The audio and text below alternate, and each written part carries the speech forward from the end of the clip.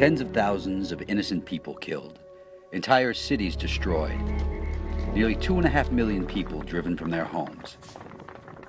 South Sudan, the world's newest nation, is being torn apart by a horrific civil war fueled by massive corruption. Two men, South Sudanese President Salva Kiir and former Vice President Riek Machar, command forces responsible for mass rape, child soldier recruitment, and massacres of civilians. Top officials in South Sudan have built personal fortunes while their country suffers. They've hijacked the state, looting natural resources, robbing state coffers, killing anyone who gets in their way.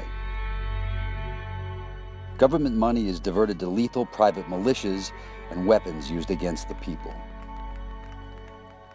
To try to stop this corruption-fueled violence, we formed the Sentry to investigate, disrupt, and dismantle the networks benefiting from the violence in East and Central Africa, the deadliest war zone in the world.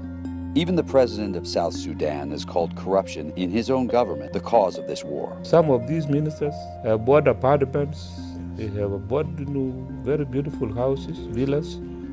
They are hiding it in Kenya. You know this. And they have refused to reveal. Beautiful houses, hidden wealth, he should know.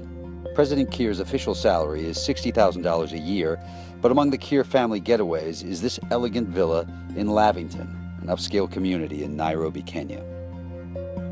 The president's family has lived in luxury outside the country. They post videos partying in five-star hotels, driving expensive cars, and jet-setting around the world, while average South Sudanese are living through hell. How did they take this money there to buy? Good question. Sentry investigators found the president's closest inner circle, his wife, children, several powerful in-laws, are part owners of oil companies, mining firms, banks, casinos, and an airline. They left a trail of insider deals, corrupt contracts, and outright fraud. One company, owned by the president's in-laws, stole millions of dollars that were supposed to buy food for hungry citizens. They're also in a murky venture with a major multinational oil company, Petronas. One of the in-laws in that oil partnership, the president's brother-in-law, is a major general in the army. In the ongoing battle over power, President Kiir has stoked the conflict by twice firing Vice President Machar. Yet Machar is no innocent victim. He's been playing the same dirty financial game. Machar tried to sell off the country's oil to a Russian arms dealer in return for deadly weapons, while his family lives in different homes outside South Sudan, far from the war zone. And now his family stays here, in Lavington, in the same neighborhood as President Kiir. Our Sentry investigators found evidence of international complicity at every turn. These officials could not continue to loot and kill without the help of an array of international facilitators, not just secretive Russian arms dealers, but also international bankers, businessmen, and lawyers. These war profiteers are stealing from some of the poorest people in the world.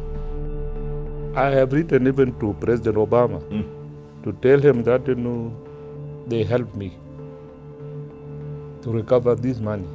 That's right, President Kiir. Governments around the world should begin freezing and seizing these stolen assets, starting with yours.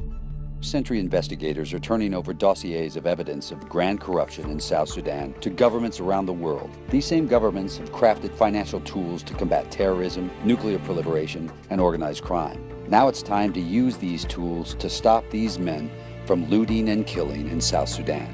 We've long suspected these crimes were taking place, and now we have the proof. We have the moral obligation and the power to do something about it. War crimes shouldn't pay.